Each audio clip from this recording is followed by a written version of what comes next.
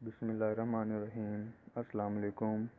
My name is Yasir Nawaz and I am lecturer of zoology. जैसा कि हमने last lecture में transcription और ट्रांसलेशन के बारे में पढ़ा था, तो आज के लेक्चर में हम control of genes, mutations, applications of genetic technologies and recombinant DNA rDNA इनके बारे में आज डिस्कस करेंगे। इसमें आज के लेक्चर में म्यूटेशन का जो टॉपिक है वो मेजर कंसर्न करने वाला टॉपिक है, क्योंकि इससे रिलेटेड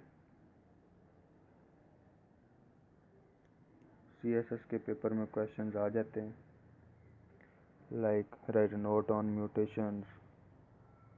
तो आज के लेक्चर में हम वो भी पढ़ेंगे। तो सबसे पहले कंट्रोल ऑफ जीन्स की बात कर लेते हैं।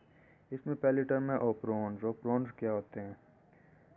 प्रोकैरियोट्स के जो जीन्स हैं वो फंक्शनल यूनिट्स के साथ जब लिंक कर जाते हैं तो उन्हें ओप्रोन्स कहते हैं। ओप्रोन्स स्ट्रक्चरल जीन्स पर कंसिस्ट करते हैं। ये वो जीन्स होते हैं जो कि डिजायर्ड एंड प्रोडक्ट को कोड करते हैं, जबकि रेगुलेटर जीन्स वो जीन्स होते हैं जो कि स्ट्रक्चरल जीन्स की ट्रांसक्रिप्शन को कंट्रोल करते हैं। रेगुलेटरी जीन्स जो हैं ये यूकेरियोटिक ऑर्गेनिजम्स में होते हैं। तो कंट्रोल ऑफ जीन का जो मेजर फंक्शन है वो यूकेरियोटिक ऑर्गेनिजम्स में वो वेरी कॉम्प्लेक्स है, और जीन रेगुलेशन की जो डिटेल्स हैं वो भी वेल नाउन है, सिर्फ एक या कुछ जीन्स के लिए। इसके बाद है genes function in a particular stage. काफ़ी सारे जीन्स जो हैं वो फंक्शनल होते हैं सिर्फ पार्टिकुलर स्टेज में in the life of animal history. Example, changes वो चेंजेस जो कि ह्यूमंस में होती हैं ओनली ड्यूरिंग प्यूबर्टी। तो some genes are switched on while others are turned off more frequently. Example, aldosterone एक स्टीरॉयड हार्मोन है जो कि एड्रिनल ग्लैंड के आउटर रीजन में प्रोड्यूस्ड होता है। तो हार्मोन का जो फंक्शंस है वो ये है कि वो किडनीज में सोडियम की रीएब्जॉर्प्शन को प्रमोट करते हैं और यूरिन में पोटाशियम की सिक्रीशन करते हैं। एल्डोस्टेरोन किडनी सेल्स में डिफ्यूजन के प्रोसेस के थ्रू एंटर होते हैं, साइटोप्लाज्मिक रिसेप्टर्स के साथ कंबाइन होते हैं और न्यूक्लियस में एंटर हो जाते हैं ताकि वो जीन्स की एक्टिविटी को चेंज कर सकें। नेक्स्ट है genes activity changes throughout life of a cell. Cytological evidence ये शो करते हैं कि जो जीन एक्टिविटी है वो एनिमल सेल की होल लाइफ में थ्रू आउट लाइफ चेंज होती रहती है, और जीन्स की एक्टिविटी में भी चेंज करते रहते हैं, जिसकी वजह से क्रोमोसोम स्ट्रक्चर भी चेंज हो जाता है।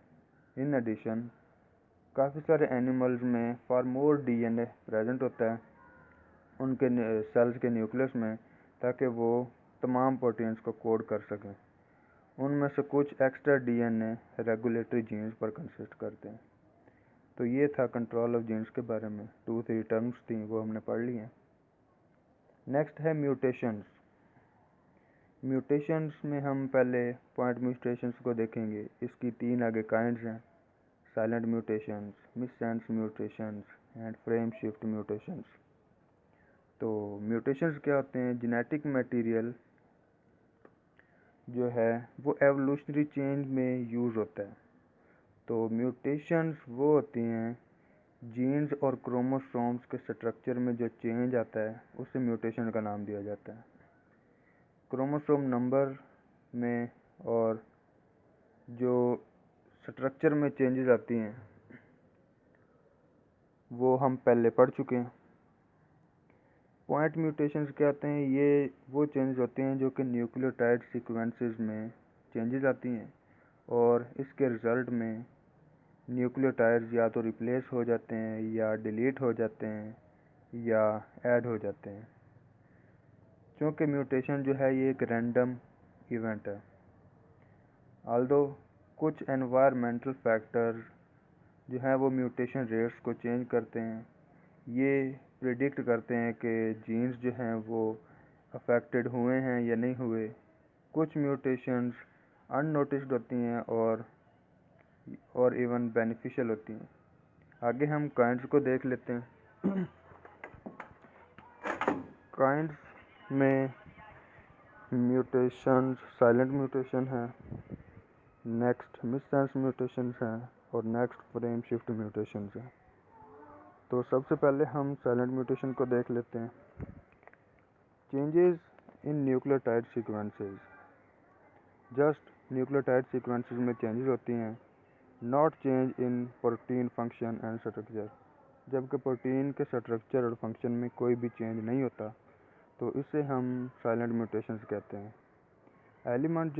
एनिमल्स जो हैं वो बेस जो चेंज होती है उसके नेगेटिव इफ़ेक्ट से प्रोटेक्ट किए जाते हैं, जो कि चेंज अकर होती है डीएनए ट्रिपलेट में उसकी थर्ड पोजीशन पे। ये मैं आगे आपको डायग्राम में दिखाऊंगा कि डीएनए ट्रिपलेट में थर्ड पोजीशन पे जो चेंजेस आती हैं, क्योंकि जो फर्स्ट टू बेसिस हैं वो डीएनए ट्रिपलेट कोड की हैं काफ़ी सारी अमाइनो एसिड्स की, तो जो थर्ड बेस है वो वेरी करती है और अमाइनो एसिड की चेंज में हेल्प आउट नहीं करती।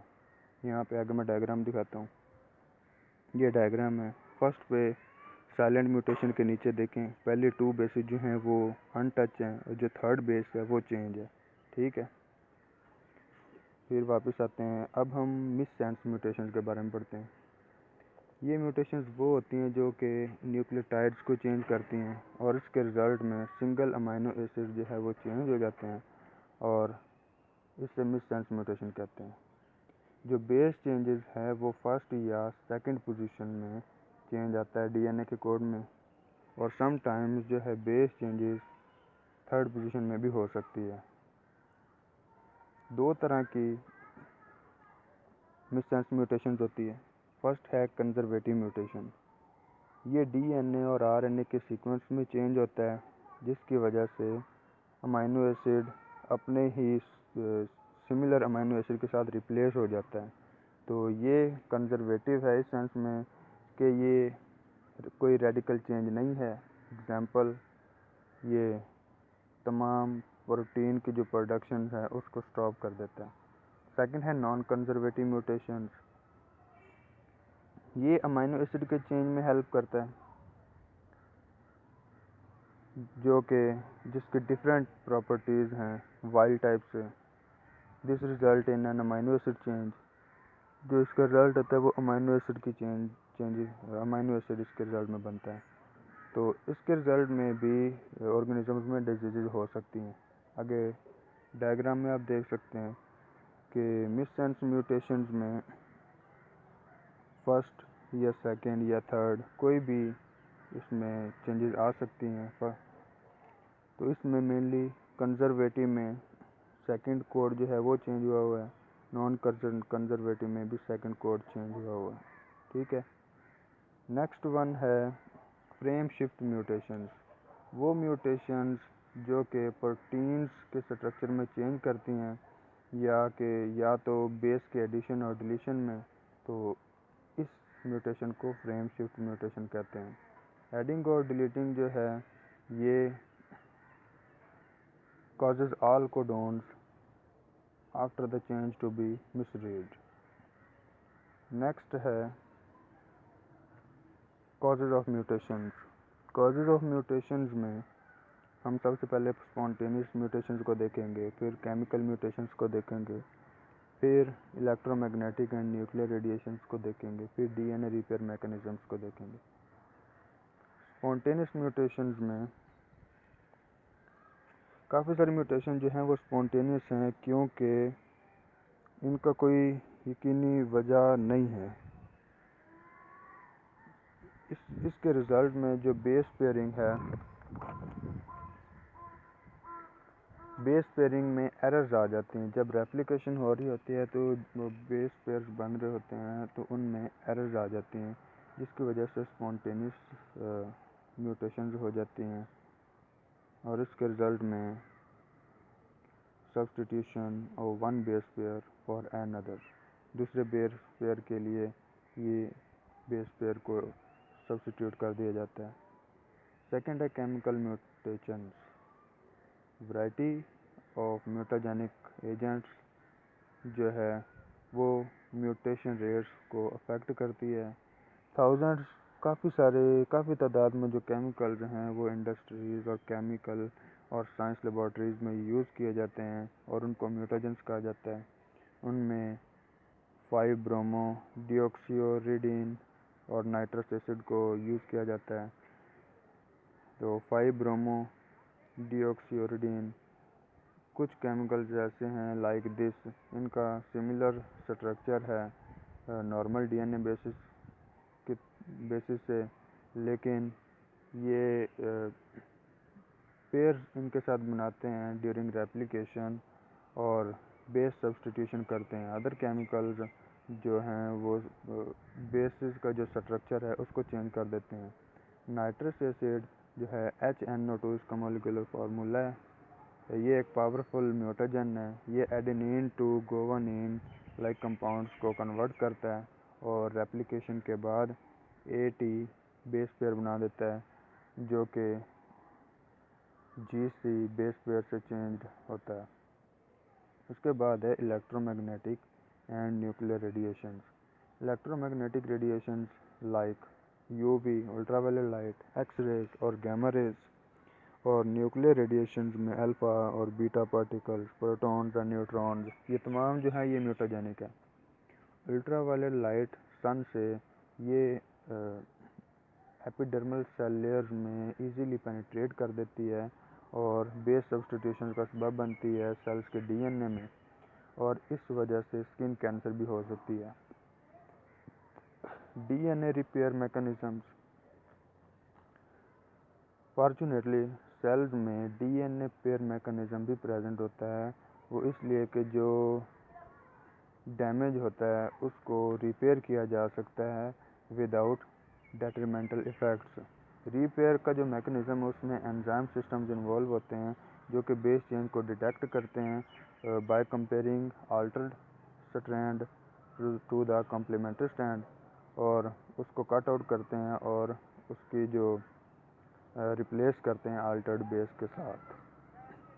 नेक्स्ट वन है एप्लीकेशंस ऑफ जेनेटिक टेक्नोलॉजीज़ जो कि साइंसदानों को अलाउ की गई हैं टू अंडरस्टैंड लाइफ।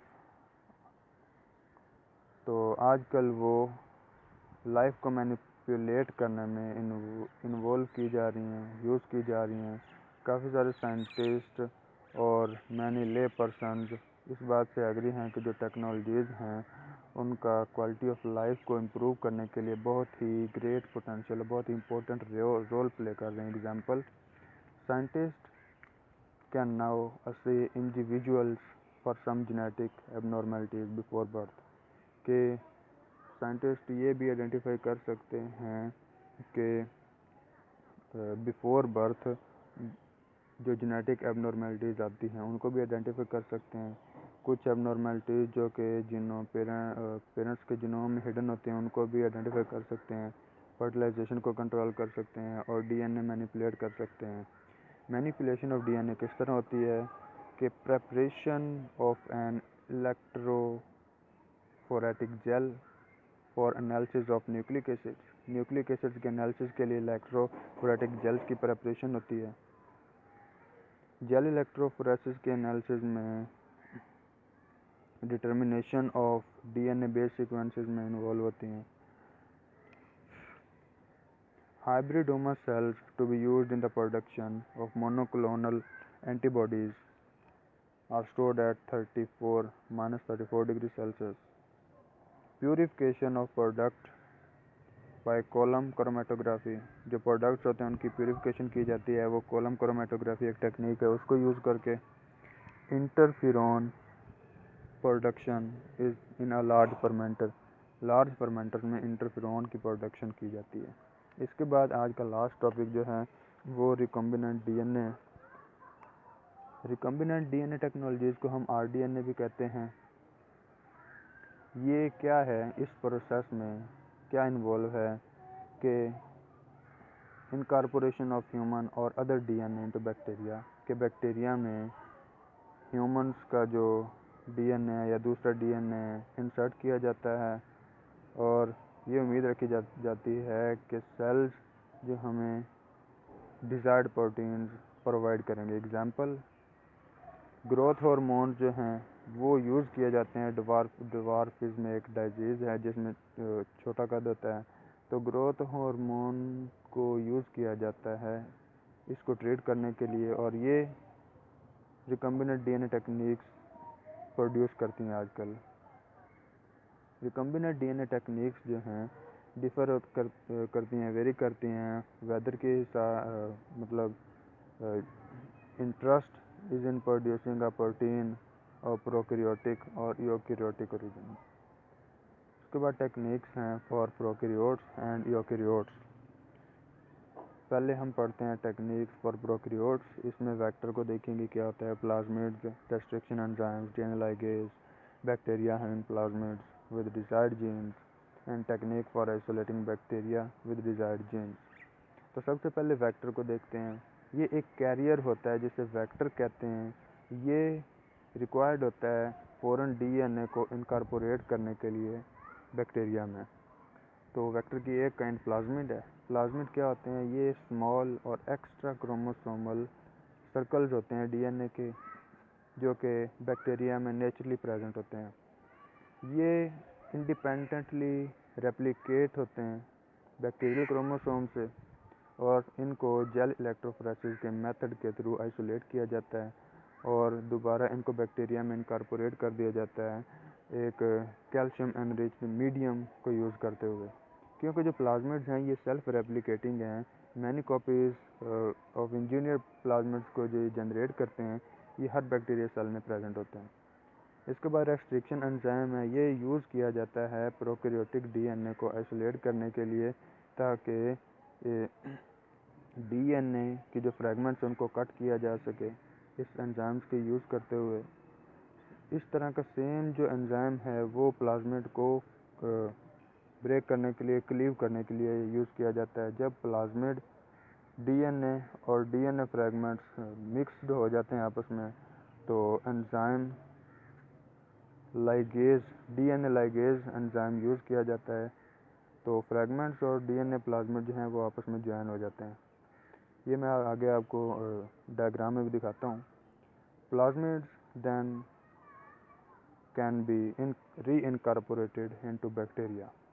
नेक्स्ट है bacteria having plasmids with desired genes. After incorporating DNA into bacteria, DNA को बैक्टीरिया में दोबारा इनकॉर्पोरेट करने के बाद जो इन्वेस्टिगेटर्स हैं वो काफ़ी सारी बैक्टीरियल कॉपीज़ फाइंड कर लेते हैं जिसमें प्लाज्मिड्स प्रेजेंट होता है और उसमें डिजायर्ड जीन भी प्रेजेंट होता है। Not all plasmids will have incorporated the desired gene and not all bacteria will have incorporated plasmids. अगर प्लाज्मिड्स में जीन्स हैं जो कि एंटीबायोटिक रेजिस्टेंस प्रोवाइड करते हैं, तो culturing bacteria on a medium containing that antibiotic will select for bacteria containing the plasmid. इन तमाम बैक्टीरिया जो सर्वाइव कर रहे हैं, कुछ बैक्टीरिया में डिजायर्ड जीन होता है। लास्ट है technique for isolating bacteria with desired jeans.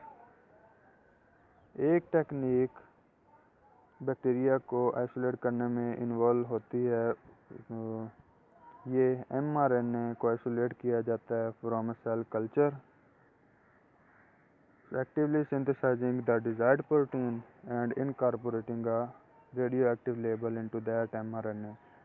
mRNA में बेस सीक्वेंस होते हैं जो कि कम्प्लीमेंट्री होते हैं डिजायर्ड जीन में, और उनमें mRNA और डीएनए के दरमियान बॉन्डिंग हो जाती है।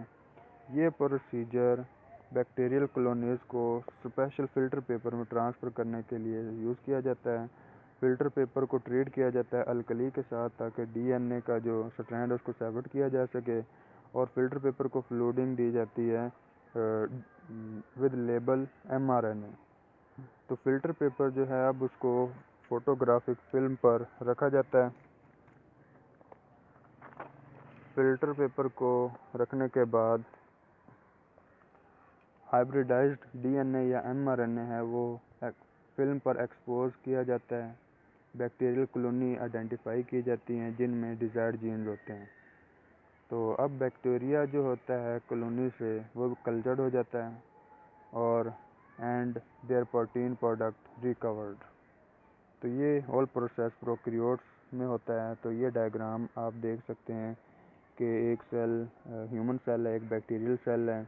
इनमें प्लाज्मिड लिया गया बैक्टीरिया सेल से और ह्यूमन सेल से gene for human growth hormone लिया गया है। इन दोनों को आपस में इंसर्ट किया गया है। तो एंड पर प्रोडक्ट जो हमारे पास आया है उसमें bacterial cell for containing gene for human growth hormone. इसके बाद नेक्स्ट भी इसी की ही डायग्राम है, यहाँ से आप बेटर अंडरस्टैंड कर सकते हैं। ठीक है। एंड लास्ट टॉपिक जो है वो टेक्निक फॉर यूकेरियोट्स है कि हम आरडीएनए का जो प्रोसेस है वो यूकेरियोट्स के लिए किस तरह इस्तेमाल कर सकते हैं। तो पहला पॉइंट है incorporating eukaryotic DNA into plasmids and isolating mRNA. Technique जो है यूकेरियोटिक डीएनए की प्लाज्मिड में इंसर्ट करने की वो डिफरेंट है प्रोकैरियोट से। तो ये प्रोसेस जो है एमआरएनए से स्टार्ट होता है रादर दैन डीएनए, क्योंकि एमआरएनए में प्रोटीन की सिंथेसिस होती है जो कि विल नॉट हैव इंट्रॉन, जिनमें इंट्रॉन बेस सीक्वेंस नहीं होते। इंट्रॉन और एक्सॉन में पहले पढ़ा चुका हूँ। इंट्रॉन क्या होते हैं कि जो नॉन कोडिंग सीक्वेंसेस और प्रोटीन्स होते हैं वो इंट्रॉन्स होते हैं और जो कोडिंग प्रोटीन्स होते हैं वो एक्सॉन्स होते हैं। इसमें एक एंजाइम यूज़ किया जाता है जो कि रिवर्स ट्रांसक्रिप्टेज है। ये एमआरएनए से डीएनए प्रोड्यूस करता है। इस डीएनए को कॉम्प्लीमेंट्री डीएनए कहते हैं, जिसे हम सीडीएनए भी कहते हैं। ये प्लाज्मिड में इनकॉर्पोरेट किया जाता है और बैक्टीरिया में भी इनकॉर्पोरेट किया जाता है as usual fashion. Culturing these bacteria, इन बैक्टीरिया को कल्चर करने के बाद जो हमारे पास रिजल्ट आता है वो लार्ज क्वांटिटीज़ ऑफ प्रोटीन हमें रिसीव होते हैं और at very low cost. Last पे इसकी कंट्रोवर्सी है। रिकम्बिनेंट डीएनए टेक्नोलॉजी जो हैं ये हमें वैल्यूएबल प्रोटीन्स और यूजफुल बैक्टीरिया प्रोवाइड करते हैं। इसकी एप्लीकेशंस की बात करें तो regarding the application of these technologies however center around recombinant organisms that eventually need to be tested outside the laboratory। यहाँ तक कि जो साइंटिस्ट हैं वो they take precautions to ensure that bacteria will have little chance of harming the environment। ये जो bacteria होते हैं ये एनवायरनमेंट को हार्म नहीं करते, बल्कि बहुत ही कम चांसेस होते हैं कि ये एनवायरनमेंट को हार्म करें। काफ़ी सारे पीपल जो हैं वो इसकी अनकंट्रोल्ड प्रोलिफरेशन से वाबस्ता हैं। वो उनके माइंड में ये बात है कि हम इसको अनकंट्रोल नहीं कर सकते। तो दस even though guidelines for laboratory applications have been relaxed, guidelines for field tests are stringent। So thank you, today's lecture is all, remember me in your prayers। Thank you।